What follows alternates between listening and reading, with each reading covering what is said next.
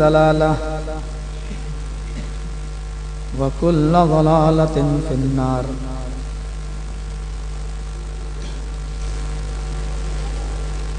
أعوذ بالله من الشيطان الرجيم. بسم الله الرحمن الرحيم.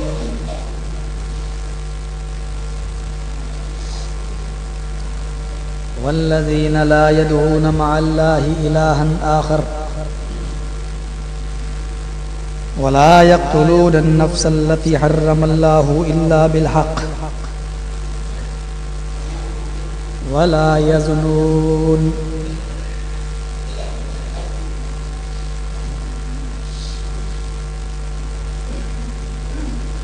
وعن أبي هريرة رضي الله تعالى عنه قال قال رسول الله صلى الله عليه وسلم اجتنبوا السبع الموبقات. قالوا وما هن يا رسول الله؟ قال الشرك بالله والسحر وقتل النفس التي حرم الله إلا بالحق وأكل الربا وأكل مال اليتيم وتولي يوم الزحف وقذف المؤمنات المحسنات الغافلات. رواه البخاری فی کتاب الایمان. رب اشرح لي صدري ويسر لي امري واحلل عقدة من لساني يفقهوا قولي. رب زدني علما اللهم رب زدنی علما. تعریف و توصیف کبریائی و بڑائی کے لائق ذات صرف اللہ کی ہے. وہی ہمارا معبود ہے, وہی ہمارا مسعود ہے, اور ہمارا عقیدہ اور ہمارا ایمان یہی ہے کہ وہی ذات کائنات کے چپے چپے پر حاکم ہے اور باقی رہنے والی ہے, اور اس کے علاوہ ساری کائنات فانی. اس کے ہم انسانوں پر بے شمار احسانات و اکرامات ہیں, نوازشیں ہیں. ہم ان کو اگر شمار کرنا چاہیں تو نہ تو ان کو احاطہ تحریر میں لا سکتے ہیں نہ تقریر. ان تعدوا نعمت اللہ لا تحصوها. میرے بندو اگر تم میری نعمتوں کو شمار کرنا چاہو تو نہیں کر سکتے.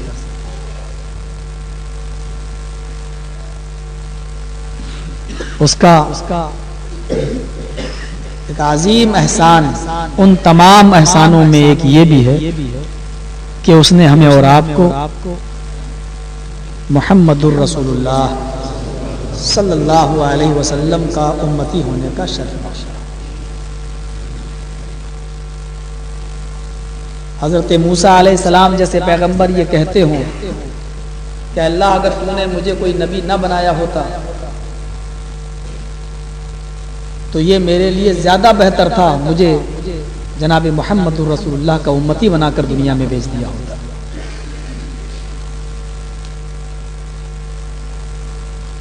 مختصر سی حمد کے بعد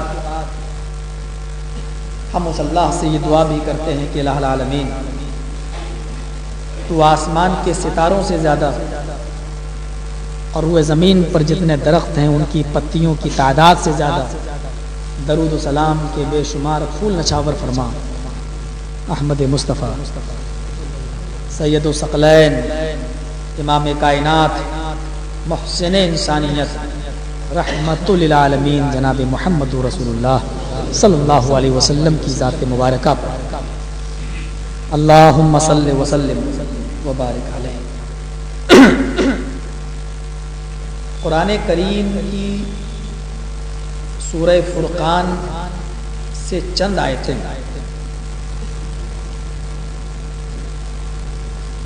میں نے آپ کے سامنے تلاوت کی. موضوع ہے میرا آج جس پر میں آپ سے خطاب کرنا چاہتا ہوں، کبیرہ گناہ، یعنی وہ بڑے بڑے گناہ جن کی ایک فہرست جناب محمد رسول اللہ صلی اللہ علیہ وسلم نے بیان فرما دی ہے، اور جن سے بچنا ہمارے لیے بہت ضروری ہے. کبیرہ گناہ کی ایک تعریف یہ بھی ہوتی ہے کہ کبیرہ گناہ اس کو کہتے ہیں جس کے کرنے پر حد جاری کی جائے، سزا متعین.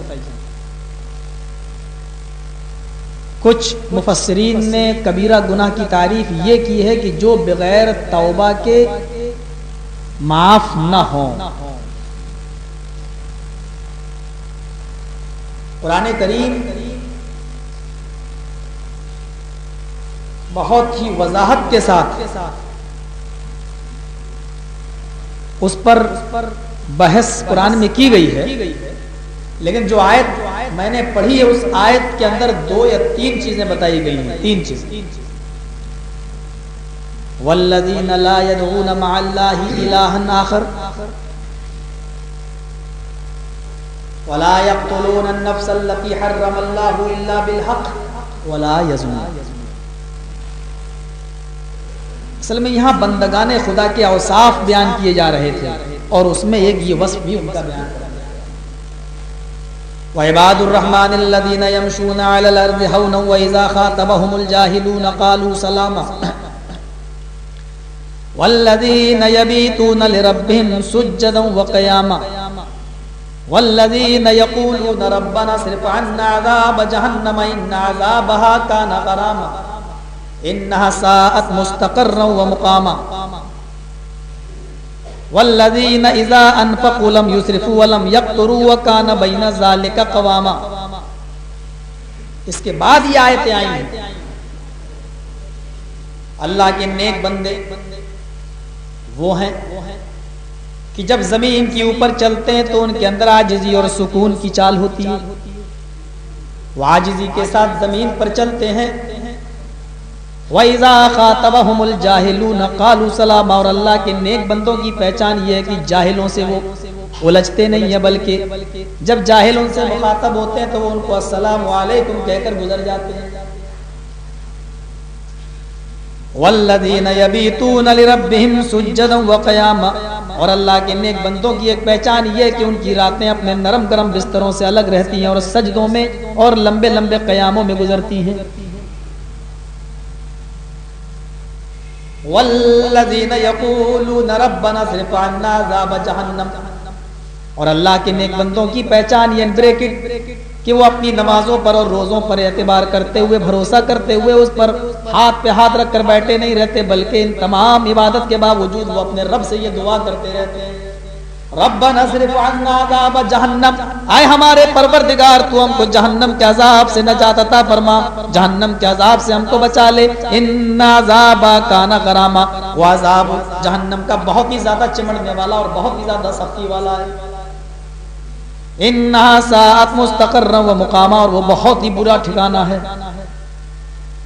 والذین اذا انفقوا لم يسرفوا ولم يقتروا وكان بين ذلك قواما. اور اللہ کے نیک بندوں کی پہچان یہ ہے کہ جب وہ خرچ کرتے ہیں انفقوا لم يسرفوا تو اسراف نہیں کرتے، فضول خرچی نہیں کرتے، حد سے آگے نہیں بڑھتے، بلکہ وہ درمیانہ چال رہتے، حد سے زیادہ فضول خرچی نہیں کرتے، بلکہ وہ بینک رہتے ہیں. وكان بين ذلك قواما. اعتدال پسند ہوتے ہیں وہ. اور ان آیات کے بعد پھر بتایا گیا، ایک آیت کی تشریح کرتے جائیں گے تو وقت لگے گا. والذین لا يدعون مع اللہ الہا آخر. اور اللہ کے نیک بندوں کی پہچان یہ ہے کہ وہ اللہ کے ساتھ کسی دوسرے معبود کو نہیں پکارتے.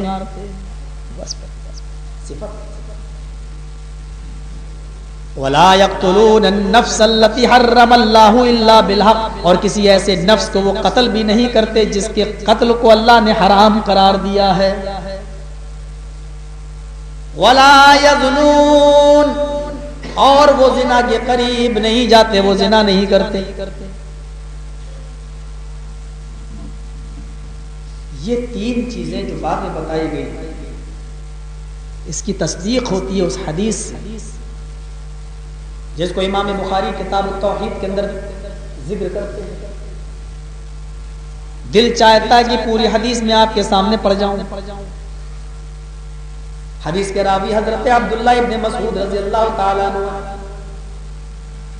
وعن عبداللہ ابن مسعود رضی اللہ تعالیٰ عنہ قال قال رجل یا رسول اللہ ای الذنب اکبر عند اللہ قال ان تدعو للہ ندا وهو خلقك قال ثم ای قال ان تقتل ولدك خشیة ان یطعم معك قال ثم ای قال ان تزانی حلیلة جارك.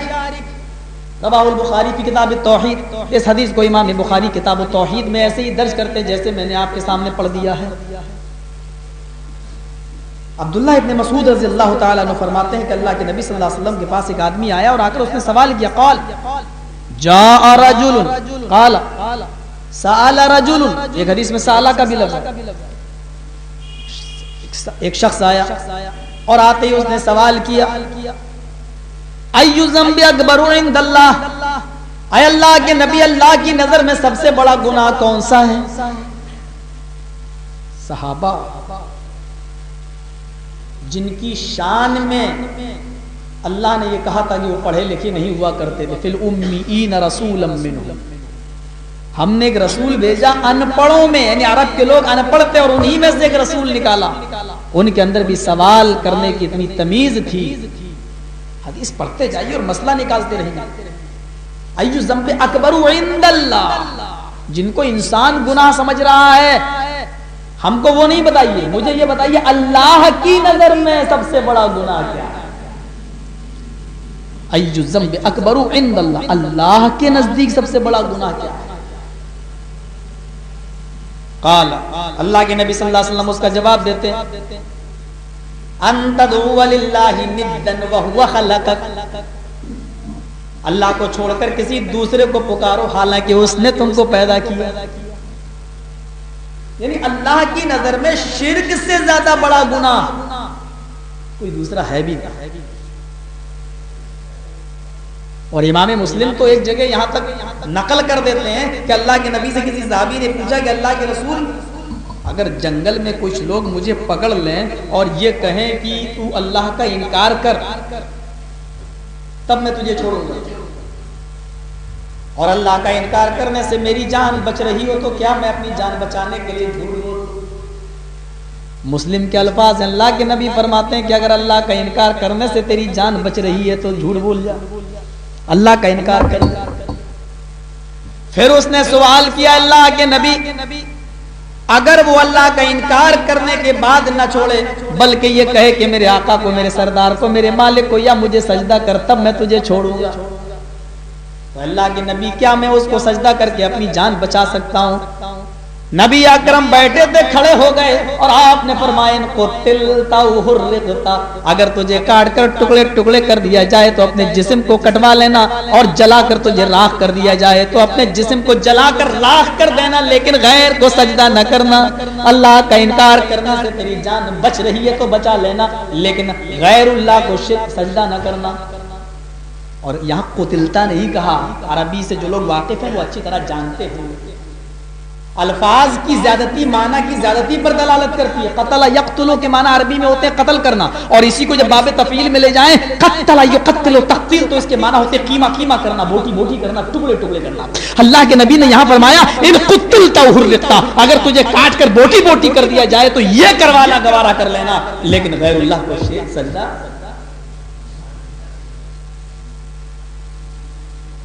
یہ ہے اللہ کا انکار. اللہ کو یہ برداشت ہے کہ کوئی بندہ میرا انکار کر دے، کم سے کم میرا حق مار کے دوسرے کو تو نہیں دے رہا ہے. لیکن یہ برداشت نہیں ہے کہ میرا حق مار کر اللہ کسی دوسرے کو دے اور اس کرسی پر جس پر میں سوار ہوں اس پر کسی دوسرے کو اس کا حقدار کسی دوسرے کو بنا. ان قتلتا او حرقتا, کاٹ کر ٹکڑے ٹکڑے کر دیا. یہی لفظ آیا تھا وہ بادشاہ مصر کی بیوی نے جب یوسف کو نکالا تھا عورتوں کے سامنے سے کہ نکل جاؤ, اور ہاتھوں میں چھریاں تھیں اور پھل تھے. فقطعنا ایدیہم, فقطعنا نہیں فقطعنا. یوسف کی خوبصورتی کو دیکھ کر عورتوں نے اپنے ہاتھوں کی انگلیاں کاٹ ڈالی, کاٹی نہیں فقطعنا, ٹکڑے ٹکڑے کر ڈالی. کئی جگہ سے کاٹی تھی انہوں نے. تو یہودیہ نے کہا تھا اے عائشہ تیرے نبی سے زیادہ, تیرے شوہر سے زیادہ تو محمد یوسف خوبصورت ہے کہ ان کی خوبصورتی کا ذکر تو قرآن میں آیا ہے کہ یہودیہ مصر کی عورتوں نے جب یوسف کی خوبصورتی کو دیکھا تو ہاتھوں کی انگلیاں انہوں نے جگہ جگہ سے کاٹ ڈالا. لیکن تمہارے نبی کی خوبصورتی کا ذکر تو تمہارے قرآن کے اندر ہی موجود نہیں. تو اما عائشہ نے کہا تھا یہودیہ عورت سے, اے یہودیہ اچھا ہوا کہ مصر کی عورتوں نے یوسف کو دیکھا تھا, میرے نبی کے حسن کو نہیں دیکھا. آئے یہودیہ اچھا ہوا کہ مصر کی عورتوں نے حسن یوسف دیکھا, اس نے محمد کو نہ دیکھا. یہودیہ نے سوال کیا اگر وہ محمد الرسول اللہ کی خوبصورتی کو دیکھ لیتی تو کیا کرتی؟ اما عائشہ جواب دیتی ہیں وَإِن رَأَيْنَ جَمَالَ حَبِيبِي لَقَطَّعْنَ قُلُوبَهُنَّ, اگر انہوں نے میرے نبی کے جمال کو دیکھ لیا ہوتا تو انگلیاں نہ کاٹتی بلکہ اپنے دلوں کو ٹکڑے ٹکڑے کر لیتی. اور پھر ان کو سمجھایا مصر کی عورتوں نے یوسف کو دیکھا تو اپنی انگلیاں انہوں نے کاٹی, اور مکے کی اور مدینے کی عورتوں نے جب محمد رسول اللہ کی خوبصورتی کو دیکھا تو میدان جنگ میں اپنے بیٹے کٹوا دیے, اپنے شوہر کٹوا دیے, اپنا باپ کٹوا دیا اور اپنا بھائی کٹوا دیا. پھر بھی کہنے لگی کہ چاروں قربانیوں کے بعد اب تو مجھے میرے نبی کی صورت دکھلا دو, شکل دکھلا دو. اور خیمے کا پردہ ہٹا کر دکھایا گیا کہ دیکھ یہ تیرے نبی بیٹے ہیں. جب اس نے محمد رسول اللہ کا چہرہ اس دیناریہ نے دیکھا تو چیخ پڑی کل مصیبت بعدک جلل, اے اللہ کے رسول آپ کا چہرہ دیکھ کر میں چاروں شہادتوں کا غم بھول گئی. یہ تھا حسن محمد, یہ ہے حسن یوسف. کہاں تدعو للہ ندن, اللہ کو چھوڑ کر تم ایسی ہستی کو پکارو حالانکہ اس نے تم کو پیدا کیا.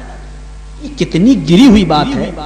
آپ کراچی میں کام کر رہے ہیں اور آپ کی بیوی اسلام آباد میں رہ رہی ہو, اور آپ سے کوئی دوست آپ کا ملنے آئے اور آپ کراچی سے کوئی ساڑھی, کوئی سوٹ, کوئی بہترین کپڑا خرید کر دے, بھائی میری بیوی کو اسلام آباد رہتی دے دینا, تم جا رہے تم وہیں کے رہنے والے.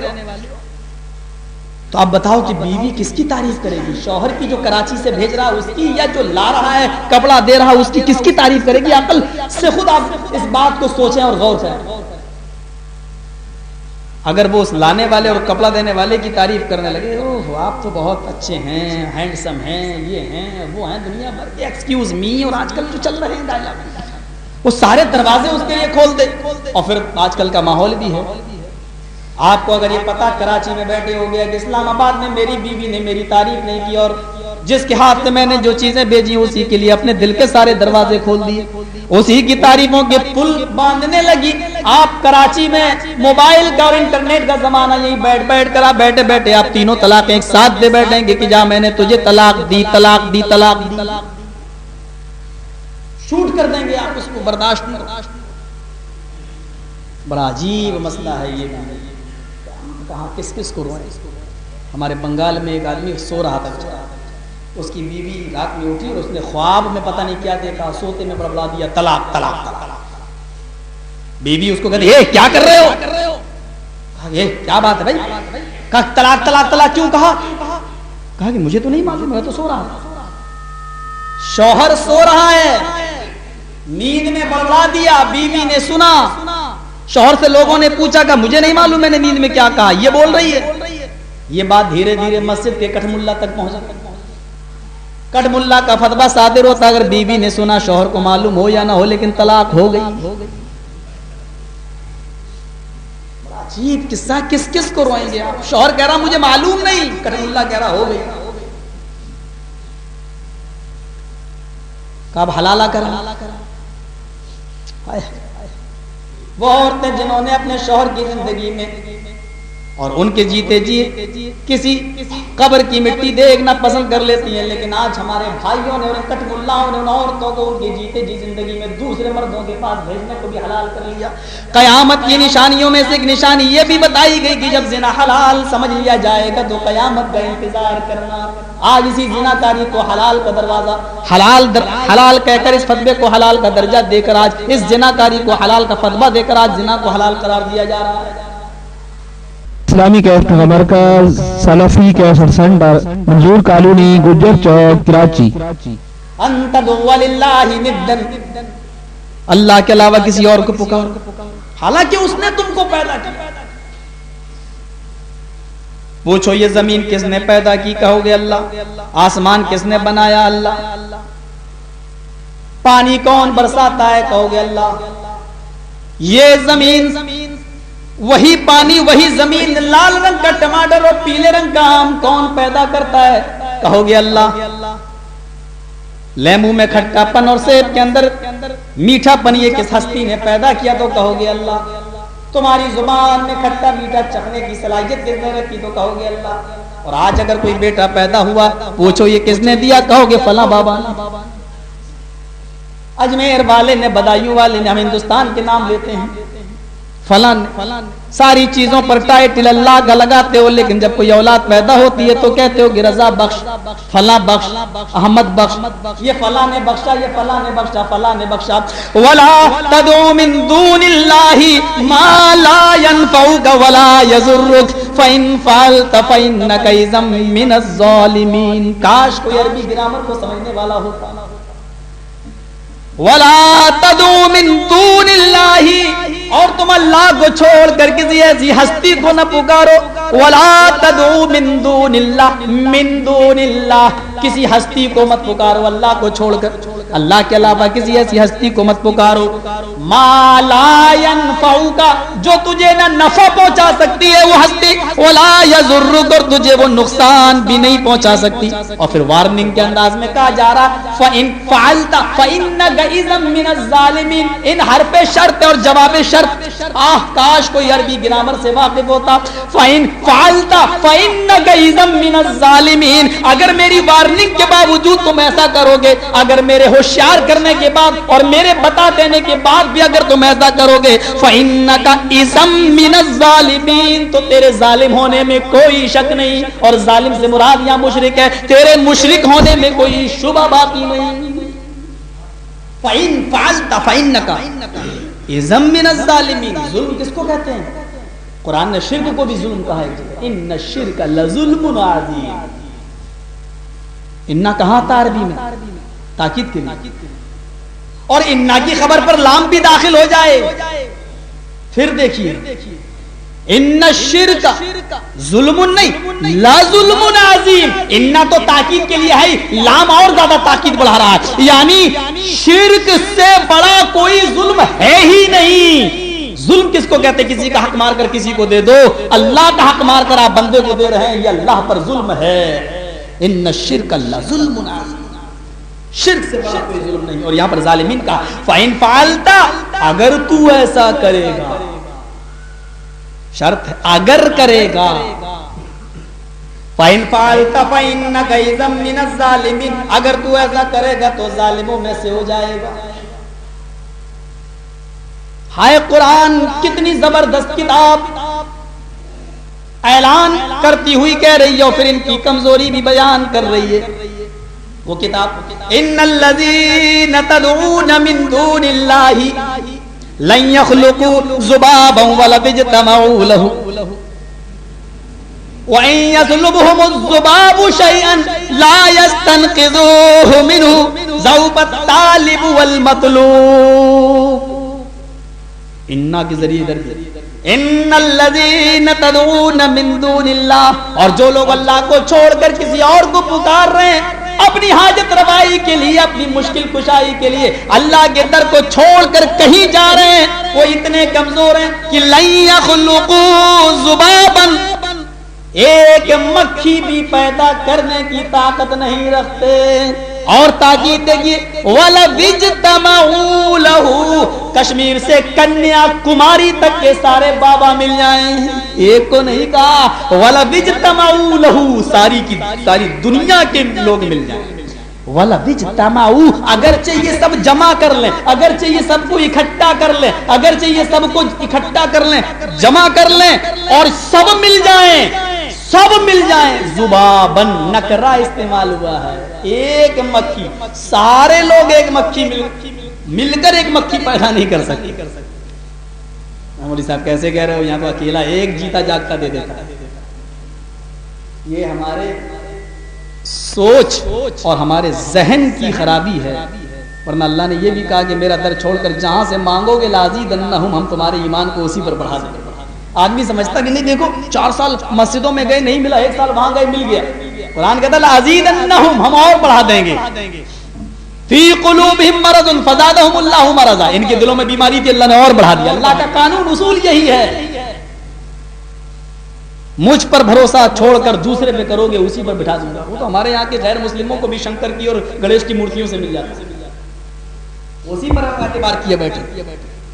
توحید, 10 سال بیٹا نہ ملا, 20 سال نہ ملا, 30 سال نہ ملا, 40 سال نہ ملا, رب حب لی من الصالحین, اللہ مجھے صالح بیٹا دے. 50 سال کی عمر میں نہ ملا, 60 سال کی عمر میں نہ ملا, ورد کرتے رہے رب حب لی من الصالحین, اللہ مجھے نیک بیٹا دے. 70 سال کی عمر میں نہیں ملا, 80 سال تک نہیں ملا, 85 سال کے بعد اللہ نے کہیں جا کر حضرت ابراہیم کو اسماعیل جیسا بیٹا عطا فرمایا. یہ ہے توحید, نبیوں کو آزما رہا ہے, نبیوں کو. یہاں تو 4 سال نہ ملے ہوں, ضرور کوئی دال میں کالا ہے. بڑا عجیب مسئلہ. قرآن کیا کہہ رہا, ان الذین تدعون من دون اللہ لن یخلقوا, لا نہیں کہا, ایک ہوتا عربی میں لا, ایک ہوتا لن, لن آتا ہرگز کے معنی میں. لن یخلقوا ذبابا, سارے لوگ مل کر ایک مکھی بھی پیدا نہیں کر سکتے, نہیں ہرگز پیدا نہیں کر سکتے. لن یخلقوا ذبابا, عربی قرآن سمجھ کے اگر پڑھو گے تو لا کہاں لن کہاں, تو اس کو آپ معنی میں اس کی زور دیکھتے جائیں گے. لن یخلقوا ذبابا, سارے لوگ مل کر بھی ایک مکھی بھی ہرگز پیدا نہیں کر سکتے. چلو مکھی پیدا کر کے زندہ کر کے اڑانا تو بہت دور کی بات ہے. تمہاری مٹھائی پر مکھی بیٹھ گئی اور تھوڑا سا لے کے اڑ گئی, کتنا لے کے اڑے گی, ارے شب برات کا حلوہ ہی لے لو, بیٹھ گئی تھوڑا سا لے کے اڑ گئی, کتنا اڑے گی اور کتنا لے کے بھاگے گی. قرآن کہتا وَإِن يَسْلُبْهُمُ الذُّبَابُ شَيْئًا, مکھی اگر تھوڑا سا لے کر چلی بھی گئی تو یہ سارے لوگ مل کر اس مکھی کو پکڑ کے وہ جو چیز چھین گئی لے کے بھاگی ہے, یہ اس سے اس چیز کو چھیننے کی بھی طاقت نہیں رکھتے. لا يَسْتَنْقِذُوهُ مِنْهُ, اس سے وہ چھین بھی نہیں سکتے, اس سے واپس بھی نہیں لے سکتے. جو مکھی سے تھوڑی سی مٹھائی واپس لینے پہ قادر نہیں ہے, وہ نقصان کیا پہنچا سکتا ہے. پھر قرآن نے جوتا مارا, ضعف الطالب والمطلوب, مانگنے والا بھی کمزور اور جس سے مانگ رہا ہے وہ بھی کمزور. مانگنے والا بھی مخلوق اور جس سے مانگ رہا ہے وہ بھی مخلوق. مخلوق کو پکار رہی ہے, کمزور سے مانگ رہا ہے. اس سے بڑی انسان کی بیوقوفی اور کیا ہو. کیسے قرآن اعلان کر رہا ہے انکا لا تسمع الموتى, سورہ نمل آیت نمبر 80. آئے نبی صلی اللہ علیہ وسلم, آپ اپنی آواز مردوں کو نہیں سنا سکتے. نبی کو حکم ہو رہا انکا لا تسمع الموتى, اے رسول آپ مردوں کو نہیں سنا سکتے. جب نبی نہیں سنا سکتے, اللہ کے بعد دوسرا مقام و مرتبہ جس ہستی کا ہو, جب اس کو اللہ کہہ رہا ہے کہ آپ نے, اور انہ کا یقیناً آپ نہیں سنا سکتے, بے شک آپ بھی نہیں سنا سکتے. جب رسول نہیں سنا سکتے تو کون ہے جس نے اپنی ماں کا اتنا دودھ پیا ہو جو رسول سے آگے بڑھ جائے. نہیں مل سے آگے تو کافر مردے مراد ہیں. قرآن نے آگے وہ بھی کہہ دیا وما انت بمسمع من فی القبور, تم ان کو نہیں سنا سکتے اے نبی جو قبروں میں دفن ہیں. چھوٹ کر بھاگنے کا کوئی راستہ نہیں. कोई रास्ता ही नहीं। वो एक साहब थे बेचारे, इंडिया में बरेली ट्रेन के अंदर सफर करो, बड़ा मजा आता है, कभी कभी टाइम भी पास हो जाता है। और हमारी बदकिस्मती है कि हम तो वहाँ गैर मुस्लिमों से और पंडितों से भी उलझना पड़ता है। कहता है नमाज ट्रेन में कुछ लोग पढ़ रहे थे, तो मैंने कहा मैं भी पढ़ूंगा। तो अपनी सीट पे बर्थ पे मैंने पढ़ा। अब उसने जब देखा ये ऊपर में बांध दिया है, नीचे जो बैठे होते तो वो समझ गए कि मैं कौन। लेकिन चूंकि टोपी ओपी नहीं थी और इस शेरवानी में भी नहीं था मैं, तो मौलवी भी नहीं समझ रहे थे। जब मैं नीचे उतरा तो बोले बेटा ये तुम वहाबी हो? मैंने कहा मैं ये वहाबी आबी तो जानता नहीं हूँ, लेकिन हाँ ये जानता हूँ कि मेरे बाप मुसलमान हैं, हम भी मुसलमान, मैं भी उनके सामने वैसे ही बन। तो उन्होंने कहा बेटा ये बताओ कि तुम मज़ारों पे जाते हो या नहीं? मैंने कहा मज़ार किसको बोलते हैं? हमने तो मज़ार का लुगत में जो माना देखा है वो ये देखा है ज़ारा यज़ूरु मनी ज़ियारत करना, और मज़ार इसमें ज़र्फ़ है, जहाँ की ज़ियारत की जाए, जिस जगह की ज़ियारत की जाए वो मज़ार है। कहा नहीं भाई कब्र पे जाते हो कि नहीं जाते हो? मैंने कहा जब कोई मर जाता है तो दफन करने जाता है। कहा भाई ये बताओ कि ये मानते हो कि नहीं मानते हो कि मुर्दे सुनते हैं? मैंने कहा भाई मैंने तो कभी देखा नहीं है कि सुनते हैं। कहा ये बताओ कि मुर्दे सुनते हैं कि नहीं सुनते? मैंने कहा तुम क्या सवाल लेके बैठ गए, खामोश रहो, तुम मेरा दिमाग खराब मत करो, मुझे कुछ पढ़ने दो। हमारी जमीयत का पर्चा निकलता तर्जुमान में निकाल के पढ़ने लगा। पहले तुम ये बताओ कि मुर्दे सुनते हैं या नहीं सुनते? अब मुझे थोड़ा गुस्सा आया। मैंने कहा भाई मुझसे क्यों पूछ रहा है, कब्रिस्तान चला जा, बात करके देख ले, पता चल जाएगा सुनते हैं नहीं सुनते हैं। मेरे पीछे क्यों तू हाथ धोकर पड़ा है कि सुनते हैं कि नहीं सुनते? ये कोई बात रही तुम्हारी? हमने कहा भाई सलाम करके देख लेना, जवाब मिल जाए तो समझ लेना कि सुनते हैं। अरे वो क्या बोलते हैं? तो मैंने कहा अगर बोलते नहीं तो सुनते भी नहीं हो। नहीं वो सुनते हैं। तो हमने कहा फिर बोलते भी हो। कहा नहीं हदीस में आया है कि मुर्दे सुनते हैं। मैंने कहा इसको तो इसी के हिसाब से समझाना पड़ेगा। मैंने कहा हदीस में तो ये भी आया कि मुर्दे बोलते हैं। बोला ऐसा ये कहाँ आया मुर्दे बोलते? तो मैंने कहा ये कहाँ आया कि मुर्दे सुनते हैं? बोला ये आया है। मैंने कहा वो भी आया। बोला वो नहीं आया। मैंने कहा तो ये भी नहीं आया। बोला खुदा की कसम ये आया है कि मुर्दे सुनते हैं। मैंने कहा अल्लाह की कसम ये भी आया है कि मुर्दे बोलते हैं। कहने लगा दिखा कहाँ है? मैंने कहा सवाल पहले तुमने छेड़ा, पहले तुम दिखाओ कि मुर्दे सुनते कहाँ। तो उसने वो बुखारी की हदीस पढ़ी, कहा बुखारी में है ना? क्या है? कहा अल्लाह के नबी सल्लल्लाहु अलैहि वसल्लम फरमाते हैं जब मैयत को कब्रिस्तान की तरफ लेके चलते हैं, कब्र में जब उतारते हैं और मिट्टी देने के बाद जब लोग उसको वापस आते हैं तो हत्ता समिया करान यालिम, मुर्दा उनके जूतों की आवाज भी सुनता है। ये उसने दलील पेश की बुखारी की। उसने कहा कि देखो हदीस है बुखारी की, जब मुर्दे को दफन करके लोग वापस आते हैं तो मुर्दा उनके जूते की आवाज भी सुनता है। मैंने कहा पढ़ते हैं जो बुखारी को बिला इश्क रसूल, बुखार उन्हें आता है, बुखारी नहीं आती। मैंने कहा बिल्कुल सही कहा आपने, लेकिन ये हदीस तो लास्ट में है, इससे पहले पढ़ो क्या है, पूरी हदीस पढ़ो। गुस्ल दिया, कफनाया, और उसके बाद में उसको लेके चले, जनाजे की नमाज पढ़ने के बाद कब्रिस्तान की तरफ लेके जा। अरे दफन तो बाद में हो रहा, पहले आप कांधा दोगे?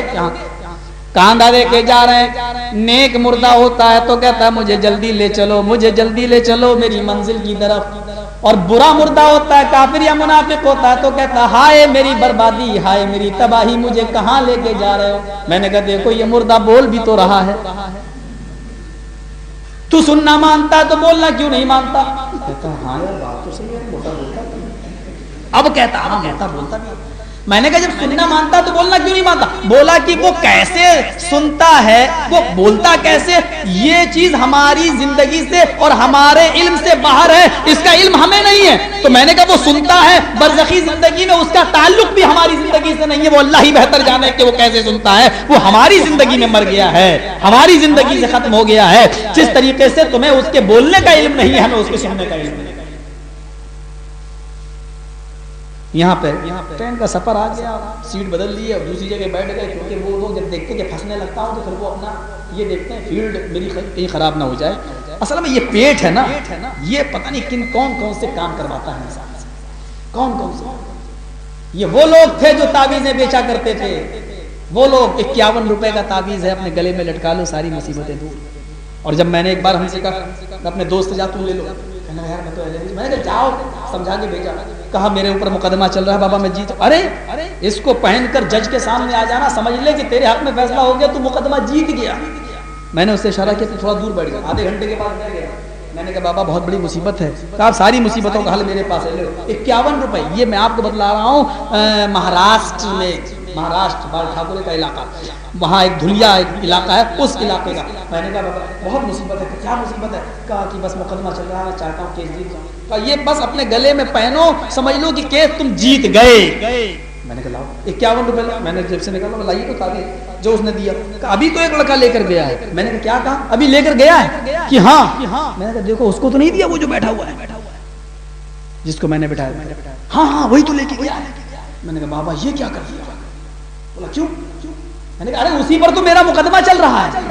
تعویذ وہ بھی لے گیا, تعویذ مجھے بھی آپ دے رہے ہیں. یہ معاملہ کیا ہے؟ وہ بھی جج کے سامنے آئے گا, میں بھی جج کے سامنے آؤں گا. جج کس کو دے گا زمین, اس کو یا یہ بتائیے کون جیتے گا؟ بابا کہتے ہیں پگڑی اتاری بیٹا تو تعویذ بھی لے جا, پیسہ بھی مت دے, 200-400 روپے اور لے جا, لیکن اس وقت میرے دھندے پہ لات مت مار. میں نے کہا نہیں پہلے جلدی بتاؤ جیتے گا کون؟ ارے چپ یار, معلوم نہیں کتنا میرا نقصان ہو رہا. میں نے کہا میرا 10 لاکھ کا نقصان ہو رہا, پراپرٹی جا رہی ہے, زمین جا رہی ہے, اور آپ اپنے نقصان کی پڑی ہوئی ہے, جیتے گا کون؟ کہا بیٹا تو چلا جا, یہاں سے کچھ بھی مت دے تو, لیکن ہمارے دھندے پہ لات مت مار. میرا دوست آیا بھاگتا ہوا, کہنے لگا مولانا چلے جاؤ, علاقہ ان کا پٹ کے جاؤ. میں نے بھی سوچا ہاں جانے کو چاہیے. یہ پتہ چل گیا کہ ہم لوگ بھی دوسرے ہیں تو پھر تو اچھی طریقے سے بھوت بنائیں گے. پیٹتے بھی بہت بری طریقے سے انڈیا کے اندر. وہ حالات ہم لوگ گزر چکے ہیں. آپ کے یہاں آئے ہیں, یہاں آنے سے پہلے 1 ہفتہ پہلے میں جیل کاٹ کے آیا ہوں, وہ بھی بریلی کی 1 ہفتے کی جیل. بڑے عجیب معاملات ہوئے یو پی کے اندر بھی. تو میرے بھائیوں یہ معاملہ بڑا عجیب و غریب ہے کہ انت دعا للہ ہے, توحید کے ساتھ سمجھوتا. صلح حدیبیہ کا واقعہ یاد کرو, میرا آدمی آپ کے پاس اگر آ گیا تو آپ کو واپس کرنا پڑے گا, اور اللہ کے نبی فرما رہے ہیں کہ ٹھیک ہے مجھے یہ شرط منظور ہے. اور اللہ کے نبی آپ کا آدمی اگر میرے پاس آئے گا تو میں واپس نہیں کروں گا, ٹھیک ہے مجھے یہ بھی شرط منظور ہے. حضرت عمر کہہ رہے کیا شرط لے؟ اللہ کے نبی اتنے دب کر فیصلہ نہیں. عمر رک جاؤ, ابھی حج نہیں کرنے دوں گا, عمرہ بھی نہیں, آئندہ 3 دن کے لیے آ سکتے ہو, 3 دن سے زیادہ نہیں. ہاں یہ بھی مجھے منظور ہے. دیکھیے نبی نے صلح کی ہے, دب کر صلح کی ہے, مصالحت کی ہے, سمجھوتا کیا ہے. تلوار لے کر آ سکتے ہو لیکن میان میں رہے گی, آپ اس کو باہر لڑکا کر نہیں آ سکتے. کہا ٹھیک ہے مجھے یہ بھی شرط منظور ہے. ساری فائل تیار ہو گئی, کہا کہ محمد رسول اللہ کو یہ شرائط منظور ہیں, دستخط کا نمبر آیا. سہیل جو عرب جو ان تمام چیزوں کا نمائندہ کافروں کا بن کے آیا تھا, کہنے لگا محمد رسول اللہ کا لفظ کاٹو, لکھو محمد ابن عبداللہ کو یہ شرطیں منظور ہیں, یہ کاٹو. میں آپ کو رسول مانتا ہی کہا ہوں, اگر رسول مان لوں تو فیصلہ کس بات, تو جھگڑا کس بات کا. لکھو محمد ابن عبداللہ کو یہ شرطیں منظور ہیں. آپ نے حضرت علی سے کہا اے علی کاٹ دو. کہاں لکھا؟ محمد رسول اللہ, کاٹ دو, لکھ دو محمد ابن عبداللہ. حضرت علی فرماتے ہیں کہ اللہ کے نبی میرے ہاتھ میں اتنی طاقت کا کہ اللہ نے آپ کو رسول بنا کر بھیجا اور میرے ہاتھ اس لفظ رسول اللہ کو کاٹے. میں یہ کام نہیں کر سکتا, میں آپ کو اللہ کا رسول مانتا ہوں. اللہ کے نبی فرماتے ہیں علی میں محمد ابن عبداللہ بھی ہوں اور میں محمد رسول اللہ بھی ہوں, لہذا تم اس کو کاٹ دو, محمد ابن عبداللہ لکھ دو. حضرت علی کہتے ہیں اللہ کے نبی یہ کام مجھ سے مت کروائیے. اللہ کے نبی مسکرائے, کہا علی پھر مجھے بتاؤ کہ رسول اللہ کہاں لکھا, لاؤ میں خود ہی کاٹ دیتا ہوں. پھر اللہ کے نبی کو علی نے بتایا اور اللہ کے نبی نے اپنے ہاتھ سے اس کو کاٹ دیا. یہ صلح کر لی کیونکہ اس میں توحید کے ساتھ کھلواڑ نہیں تھا. اور جب کافروں نے کہا کہ 6 مہینے تم ہمارے معبودوں کی عبادت کر لو, 6 مہینے ہم آپ کے معبود کی عبادت کر لیتے ہیں, لیکن نبی اکرم کی یہاں اس موقع پر سختی دیکھو, فرمایا قل یا ایھا الکافرون, اے نبی کہہ دو کہ اے کافرو لا اعبد ما تعبدون، میں اس کی عبادت نہیں کرتا جن کی عبادت تم کرتے ہو، اور تم بھی اس کی عبادت نہیں کرتے ہو جس خدا کی جس رب کی عبادت میں کرتا ہوں، اور نہ تم کرنے والے ہو نہ میں کرنے والا ہوں۔ چلو صلح اس شرط پہ کر لیتے ہیں کہ لکم دینکم ولی دین، تمہارے لیے تمہارا دین اور میرے لیے میرا دین۔ ہم صلح نہیں کریں گے 6 مہینے ہم تمہارے خداؤں کی پوجا کر لیں اور 6 مہینے تم ہمارے رب کی، نہیں نہیں نہیں، ہمیں یہ سمجھوتا برداشت نہیں ہے۔ صلح کیا دب کر کی، لیکن توحید کے ساتھ سمجھوتا نہیں ہے۔ تم میرے بھائیو جس مسلک سے جڑے ہو، ہائے ہماری کم بختی و بربادی و تباہی تو یہ کہ آج ہم نے سمجھوتے بھی توحید کے ساتھ کر رکھے ہیں۔ حضرت عمر فاروق رضی اللہ تعالیٰ عنہ گزر رہے ہیں، مسجد سے اذان کی آواز آ رہی ہے، اور مسجد بھی کہاں کی ہے؟ ملک شام کی مسجد ہے، اذان کی آواز آ رہی ہے۔ کہا میرے خادم اسلم چلو یہی نماز پڑھ لیتے ہیں، وضو بناتے ہیں اور مسجد کے اندر داخل ہوتے ہیں۔ جیسے داخل ہوئے تو مؤذن آخری جملے ادا کر رہا تھا، لا الہ الا اللہ۔ حضرت عمر مسجد میں داخل ہو گئے، مؤذن نے لا الہ الا اللہ کہنے کے بعد فرما دیا، اپنی طرف سے یہ جملے بھی تھوڑے سے کہہ دیے، الصلاۃ جامعۃ، آئے لوگوں ذرا جلدی آؤ، اذان آج دیر سے ہوئی ہے، نماز جلدی کھڑی ہوگی، نماز جلدی ہو جائے گی، آؤ ذرا جلدی آؤ، الصلاۃ جامعۃ، نماز کھڑی ہونے والی ہے، ذرا جلدی آؤ ذرا جلدی آؤ۔ حضرت عمر فاروق کہتے ہیں، او میرے غلام اسلم جلدی سے نکلو اس مسجد سے، یہ بدعتیوں کی مسجد ہے اور اس مسجد میں میری نماز نہیں ہوگی۔ میں نے اللہ کے نبی کو کے زمانے میں صرف لا الہ الا اللہ تک سنا، اور اس نے الصلاۃ جامعۃ کا لفظ اپنی طرف سے بڑھایا۔ مسند احمد کے الفاظ ہیں، حضرت عمر مسجد سے باہر نکلے، اپنے سر سے امامہ اتارا، زمین پہ بچھایا اور وہاں نماز پڑھ لی، لیکن بدعتیوں کی مسجد میں نماز پڑھنا گوارا نہ کیے۔ اب سوال نہ کرنا مولوی صاحب بدعتیوں کے پیچھے میری نماز ہو جائے گی یا نہیں، حدیث سنتے جاؤ فیصلہ کرتے جاؤ۔ میرے بھائیو مجھ سے زبردستی فتویٰ لینے کی کوشش مت کرنا۔ حالات دیکھیے اور معاملات دیکھیے، یہاں تو جنازہ کوئی مر جائے تو مسجدوں سے اعلان کی فلاں وقت مٹی ہوگی، اور لائٹ اگر چلی جائے تو اور پھر آ جائے تو پھر اذان کے بعد ایک اور خبر دی جاتی ہے مسجدوں سے، بھائیو اذان ہو چکی ہے، جماعت جلدی ہونے والی ہے، جلدی آ جاؤ۔ یہ ساری چیزیں حضرت عمر فاروق کے دور میں بدعت تصور کی جاتی تھی، اور ان کو یہ بھی گوارا نہیں تھا کہ ساری چیزوں پر ہم سمجھوتا ہے۔ ہاں مسجد اللہ کا گھر ہے، نہیں نکالو اس مسجد سے لے کے چلو، یہ بدعتیوں کی مسجد ہے اور اس مسجد سے میری نماز۔ کیا معاملہ! عمر ابن عبدالعزیز نماز پڑھا دیتے تھے، اور حضرت انس ابن مالک حضرت انس آ کر نماز پڑھ لیا کرتے تھے، لیکن جب کبھی عمر ابن عبدالعزیز ایسے وقت نماز پڑھاتے تھے جو لیٹ ہو جایا کرتے تھے تو حضرت انس یہ پہلے سے نماز پڑھ کے نکل جایا کرتے تھے۔ لوگوں نے پوچھا امیر المومنین عمر ابن عبدالعزیز ہے اور تم امیر کے پیچھے کبھی کبھی نماز نہیں پڑھتے ہو؟ فرمایا جب اول وقت پہ وہ نماز پڑھاتا تو میں پڑھ لیتا ہوں، اور جب وہ نماز کو ٹائم پہ ٹائم پڑھتے ہیں تو میں پہلے پڑھ کے چلا آتا ہوں۔ کہا کہ تم امیر کی اطاعت کیوں نہیں کرتے ہو؟ کیا کہنے لگے، میری آنکھوں نے جناب محمد رسول اللہ کی نماز کی اوقات کو دیکھا ہے، اور میری آنکھیں پہچانتی ہیں کہ آپ ظہر کب پڑھتے تھے، عصر کب پڑھتے تھے، مغرب کب پڑھتے تھے، عشاء کب پڑھتے تھے، فجر کب پڑھتے تھے۔ میری آنکھیں جناب محمد رسول اللہ کی نماز کی اوقات کو پہچانتی ہیں۔ سمجھوتا نہیں تھا، امیر ہوگی کتنے ہی بڑے، آپ امیر ہیں اپنی جگہ پر، امیر کی اطاعت میں کروں گا، ہاں صحیح ہے، لیکن جب وہ امیر کتاب اللہ اور سنت رسول سے ہٹ کر کوئی بات کہے گا تو پھر الگ، پھر کوئی سمجھوتا نہیں ہے۔ حضرت عمر نے کہا تھا وہ لوگوں جب میں قرآن و حدیث کے خلاف کوئی کام کرنے کو کہوں تو تم کیا کرو گے؟ لوگ خاموش ہیں۔ پھر پوچھا بتاؤ کیا کرو گے؟ لوگ خاموش ہیں۔ پوچھا ہے لوگوں بتاؤ میں امیر بنا ہوں تمہارا، اگر میں کوئی ایسا کام کرنے کو دوں جو قرآن میں نہیں حدیث میں نہیں تو تم کیا کرو گے؟ ایک نوجوان اٹھا کہنے لگا عمر تیری تلوار چھین کر تیری گردن اڑا دیں گے۔ کہ اللہ ایسے نوجوان جب تک اس زمین کی چھاتی پر زندہ ہے عمر کوئی بھی غلط حرکت نہیں کر سکتا، اور تیرے نبی کے فرمان کے خلاف کوئی کام نہیں کر سکتا۔ اللہ سے ان نوجوانوں میں طاقت عطا فرما۔